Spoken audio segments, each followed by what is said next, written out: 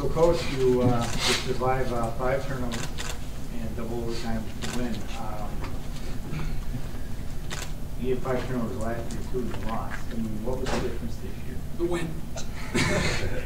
I think our kids had an unbelievable confidence growing throughout the season, and I think it's a confidence of being together for a 3rd year in the system. I think it's a confidence of believing in each other, which is probably the strongest point of it. And I think it's a confidence of being at home. We worked tirelessly all through the year to be at home, and it certainly paid dividends today, and we are ecstatic. What's the difference in the amount of preparation time you can put in for a home game as opposed to a road game? It's a great question. Depending on the road game, for instance, last year when we went out there, it was really a full 2 practice week, and then the 3rd one was kind of cut off, and then we were traveling. So being at home allowed us the opportunity to go 3 full, Tuesday, Wednesday, Thursday, 3 full days, and then have our normal Friday walkthrough. And you know, I know it seems trite, but don't overestimate the importance of being able to sleep in your own bed and having familiar surroundings. I think that's a comforting factor. And come playoff time, when everybody knows what you're going to do, anxiety levels being at the appropriate level are very important. And I think that was big. But in terms of preparation, we felt we had a good Tuesday, we had a great Wednesday practice, and we really polished it up on Thursday and didn't feel rushed because we didn't have to get on a bus or get on a plane. So that's why we worked that hard all season long. Let's talk about 2 plays. First, the winning touchdown. Maybe Dakota and Fritz can talk about how that happened, and we'll talk about Willy's fumble recovery. So you had a 37 from the 10. What was the play originally? You know, we had a play call, and it didn't really work out the way we wanted it to, but well, it ended up the way we wanted it to. But in terms of drawing it up on the board, it's not how it was. But you know, that's a testament to a lot of things, and the off season to the offensive line, to the adversity throughout the whole game. And Fritz found a way to get open. And what was the play it was supposed to be? Who was it supposed to go to?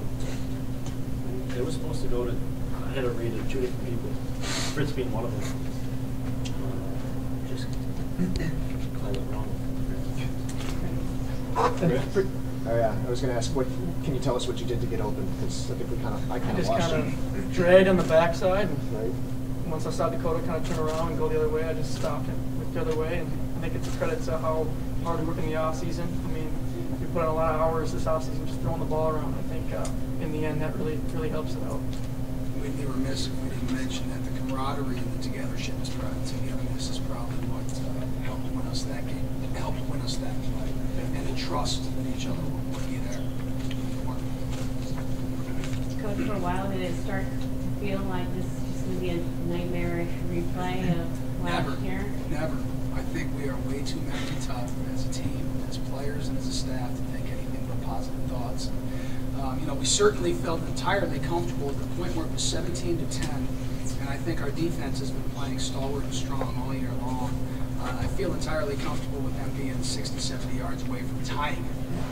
And unfortunately for us, they did a great job. I mean, there's some great players that you guys just got done interviewing. And there's some great players on the other sideline, and they made some really nice plays. But once it got to overtime, we felt pretty comfortable with it. I mean, we were in overtime earlier this year, and if anything, it was probably a positive experience because we came out of that one with a win over St. John's at St. John's.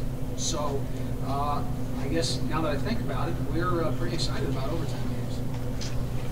Tommy, what were you able to do against them in the first half? And it seemed like you just absolutely shut them down. Just keep working. You know, we pride ourselves on working hard, and you know the guys, you know, really had a chip on their shoulder from last year, how the game went and how we played defensively. We just wanted to go out there and prove we could go with anyone in the country, and you know, we just keep fighting, keep working, and you know, good things happen, bad things happen, and you know, just gotta ride that roller coaster until it off. Are you surprised with, I mean, how powerful of an offense they have? I mean, I think they only like 6 rushing yards. Yeah, credit them. They're a great team. They got great players, and they you know, credit us as well. We work hard in the off season. We work hard in practice, and we just, you know, we're fighting to stay together one more day. And you know, I think, you know, on the sideline when you look at guys, you look at each other. We never thought we were going to lose that game, and you know, just kept fighting, kept working, and you know, things turned out. Tommy, you're ready for the defensive guys. There's a series where you got a sack, Terry got a sack, and then Tony got an interception. That's about as good as it gets for a defensive series. Brady, you want him? What did you say? The Yeah, sack I just step. what got into you guys in that series. Sack, What got into it? interception. Yeah. I don't know, wanting to get the ball, wanting to sack them, wanting to get some turnovers. I mean, you know, we could just get the quarterback to throw it up there and kind of get them to sit back in the pocket. Our blitzes were going to hit and we were going to be able to get to them. So we knew that their O-line was, you know, they're great man protection, and their quarterback's a great player too. He likes to sit in the pocket, he likes to step up. So we knew going in that if we could, you know, win those one-on-one battles and get him to move his speed, get hits on him, eventually get sacks, eventually he make a mistake and we'll throw the ball up. And Tony made a great play and came down the ball. And although those 3 plays happened in sequence, a lot of it happens because of the hard work and the effort of the previous plays, getting that push and getting that effort and pressure on them. You blitz more today than you had all year? Not than all year, but more than in the last 4 weeks. And we're a defense, I believe we run well at all 11 positions. We might have some of the best players in the country, and we might not, but our guys do all run really, really well.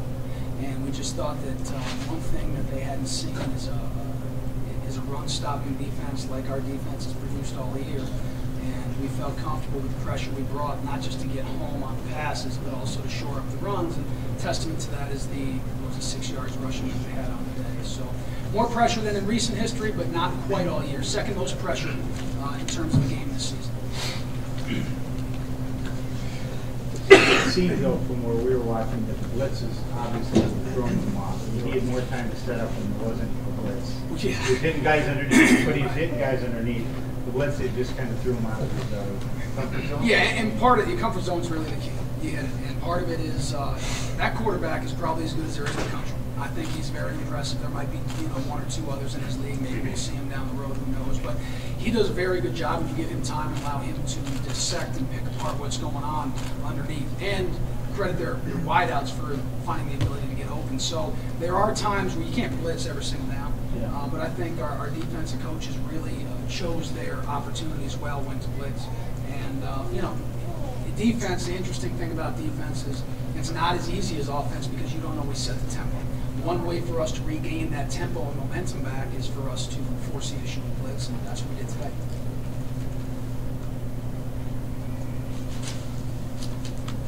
Coach, what does a game like this say about how this team battles adversity? I mean, I don't know if I can answer that with being the most sappy coach ever because, I mean, the work these guys have put in is not only impressive, but as a coach, entirely refreshing. Because we're asking in the offseason, I mean, the margin of error, the margin of error between last year's long flight home and this year's victory is so slim. And you're asking these players to work 5 days a week, 52 weeks a year for just an opportunity to get those few plays over. That's pretty remarkable when you think about the number of hours they put into the little things. And people say, well, what does all that work get you? What does it get you? It gets you a sack pick. It gets you a fumble at the end of the game. It gets you a broken play ending up in a touchdown. And, we love this journey we're on, and we are so excited to be on it for at least another week together.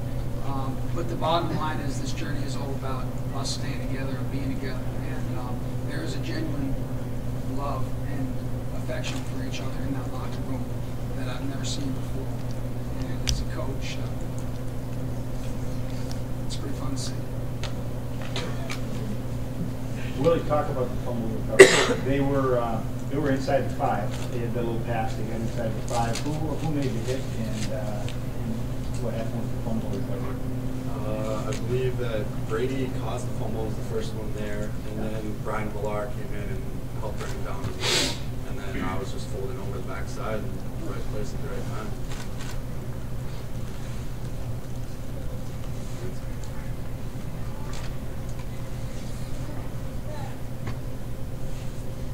Turnover has been an issue for you this season. Well, they have.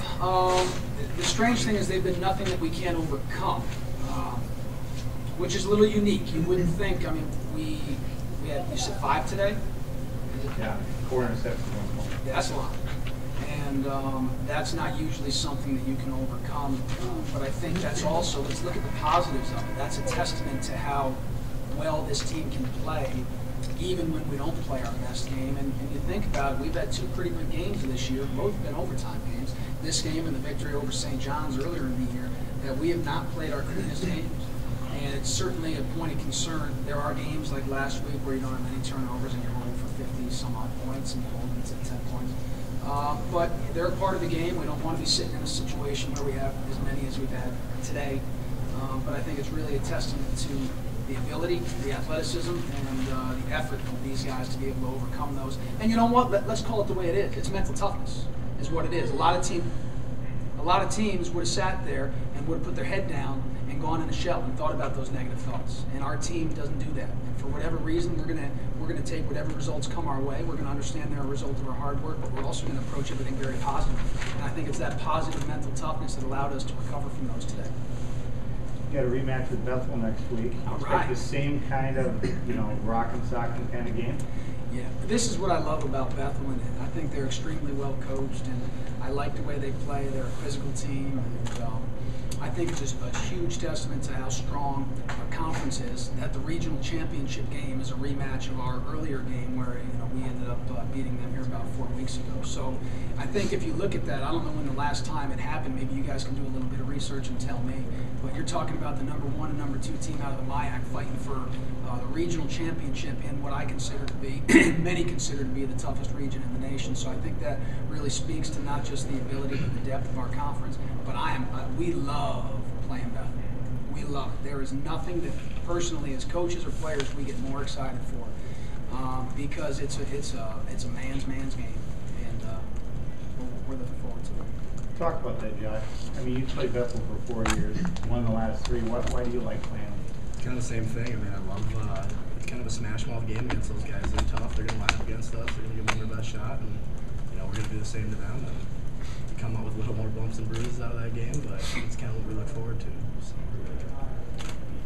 Josh, can I ask about? I know this isn't in your area of the line, but what did you guys do against Hedin, their defensive end, to I don't want to say hold him in check, but certainly kept him off of Dakota a lot?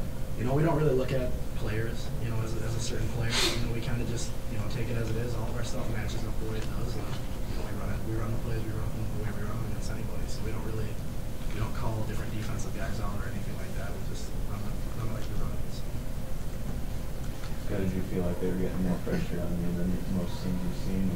Oh, they were great D-line. I mean, they just hold 8 in the box. I mean, those guys, they come out tough. I mean, they hit you in the mouth and they keep coming. But we played. We came out and tried to pick it up and rolled the punches, and they gave it back to them. When they gave it to us, we gave it back to them. So, Well, I wanted to get your opinion of Hedin in general. Oh, he's a stud.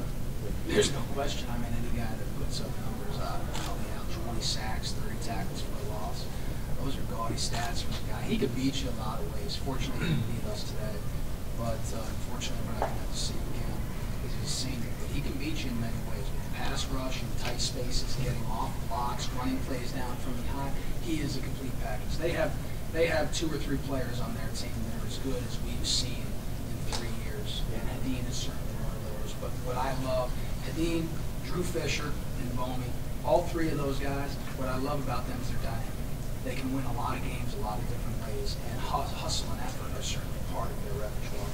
It didn't work out for them today. Our guys might have hustled a little bit more, but those guys are as good as we will see, no question. Dakota, you had the 4 interceptions, but you kept plugging away, you kept slinging away in there. Did anything into the back of your mind in late in the game when you struggled earlier, but you still got to push forward? What was your approach at that point? You just got to approach every play one play at a time. 4 interceptions is a lot, and definitely put the team in a bad situation today. But got a great offensive line, defense, receivers that are going to rally around me, and pick you up and up and down. And when I know that I got those guys around me, I feel very comfortable going in each and every play.